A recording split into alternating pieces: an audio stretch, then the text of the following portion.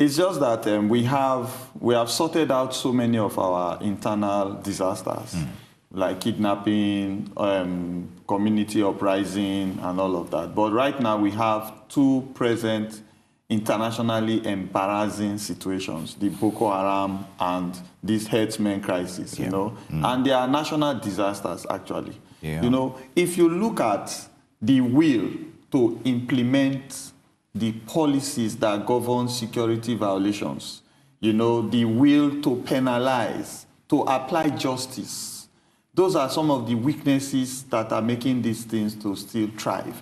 Let's just shift back a little. Let's look at, for an example, the time of oil bunkering and the Niger Delta issues. You know, there was actually negotiations, discussions, even if we have not seen where they say, okay, we have accepted or there are things ongoing, part of what we discussed. We are not analyzing that right now.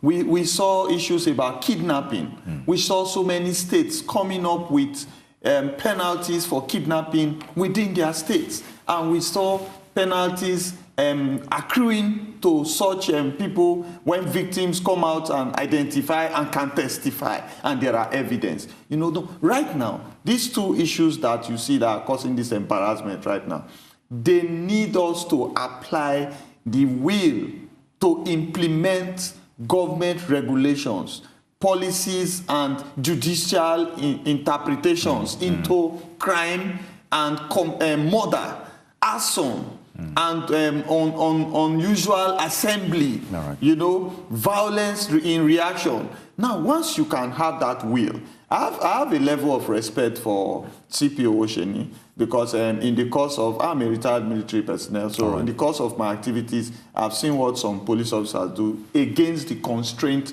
that they work with. Now, let's look at the last comment where he said the teams that were deployed are still on ground. I have spoken on different TV stations and radio stations. I have written on papers. And I'm still saying it here, that you cannot police a people without deterring the insurgency. By deterring the insurgency, you must go to its roots. The herdsmen, people that come out to attack, they are coming from the bush. They are coming from the forest. Why can't we have our rangers? How did the mobile policemen come about in the first place? Because we saw about SWAT and all their activities. It was when armed robbery came to a peak. Armed activities by civilians, not government agencies, came to a peak. Then we know that police should restrict themselves to policing, while the mobile policemen combated it. Now, when we had marine issues, you know, the Navy backed up the police marines that were also in operation. Now, we are sending a lot of teams to Benue State. Why do we have forest rangers? It's a question I've been asking. If we have forest rangers, would they not be policing the forest region? Would they not be identifying movement of persons, activities? Must it be the army always forming roadblocks and all of that? Can't we have forest rangers built up from both citizens of Benue State and citizens from the Fulani people too? Because if you stay in a place in Nigeria more than 10 years or so, you're already a citizen of that place. So build up a team, assign them as forest rangers, give them the right vehicles, give them the right animals, maybe camels or whatever, to enter into those places and begin to interact and engage those people and begin to find out who are the criminal elements. Now you are in the town, the people are in the forest, you are positioning yourself in the town, but you are forgetting that the terrain of the Nigerian system has some outskirts that are already porous with high density of population of people, fishermen, farmers, whom these marauders can run into that place and burn it down. So it's a crisis that we need to review our strategy and begin to think towards providing forest rangers. Very good. Specialized units for specialized conditions. Now, I would like your take. You talked about the will and deterrence in this regard. Now, can we have a political solution? Well, you know, I don't know if we have politicians in Nigeria, okay, right now, because politics, they say it's dirty politics. But dirty politics has gone to criminal politics right now. Because if you are playing politics and you give any kind of analysis to an issue that will delay action and people are dying, it becomes a criminal act. Okay? You can't say it's politics, we are playing politics, and people are dying. Once it comes to threats to life, I think you should shelve all your differences, shelve all your games and rigmarole, and immediately engage situations and actions that will protect lives and property. Now, the political angle that I would think, now, don't we know that there will be reprisal? We do. We know that there will be reprisal because it has been an attitude of both communities, both parties that have been towing for long that when you kill a cow, you are expecting reprisal. If a farmer is killed, we are expecting that herdsmen will be harassed or something. We are expecting reprisal. Why not engage and make sure the attitude and behavioral pattern of the people is engaged by dialogue? Why not come out and identify people and penalize? If you don't penalize, people will see it as an accepted norm to say they kill me, I kill them. Nothing will happen. Why? Those that killed before and were arrested, have you ever seen them paraded in court as we used to follow up cases in court where we will say, okay, today it was adjourned because one or two witnesses didn't come. As Azara is going to cover any court case where headsmen are being brought in. Finally, you will now say these two are free. By action, these other two are being taken to jail for attempted murder, whatever.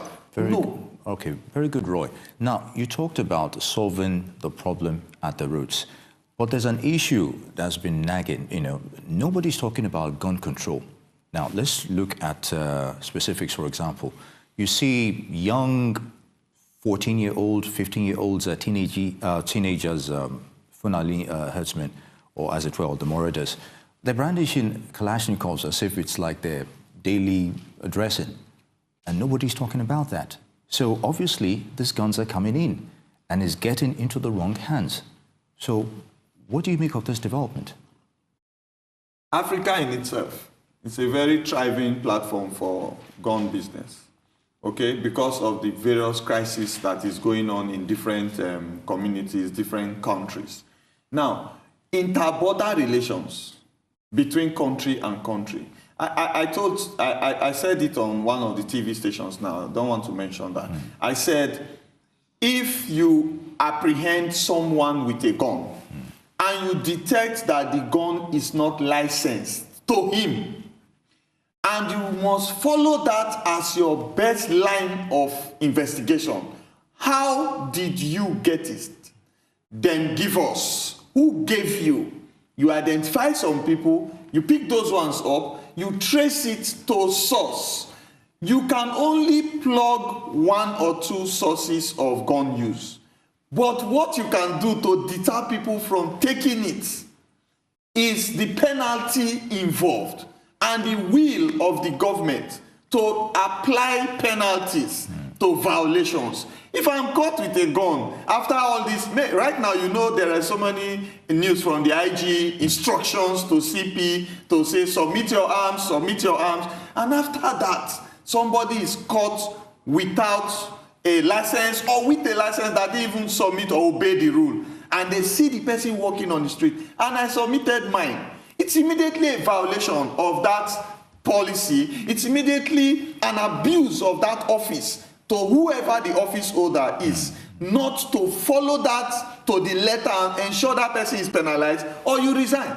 I've told someone, I don't understand why we cannot resign from office and say because this cannot be allowed to happen, which is by the law. Very good, Roy. Now, let's take a look at what happened in Dapchi, Yobe State, recently. Well over 100 school children were kidnapped, abducted by Boko Haram. We've confirmed that now. So in that regard, have we actually learned anything from the Chibok experience in terms of security apparatus, arrangement for schools, and even beyond that? Yeah. All the discussions are actually tapering towards and they're the all same interwoven. issues. Yeah. They're all Okay, let's take it from this other angle of the judiciary right now.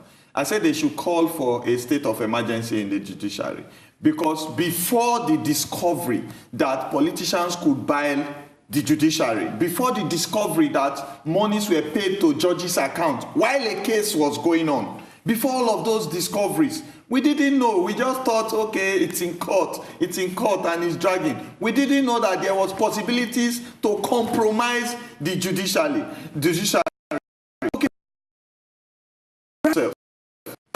Government, after the Chibok girls issue of close to 4 years now, can't government say, if you want to run a school and put girls or children within the school as hostel, you want to house them there, this and this and this should be in place.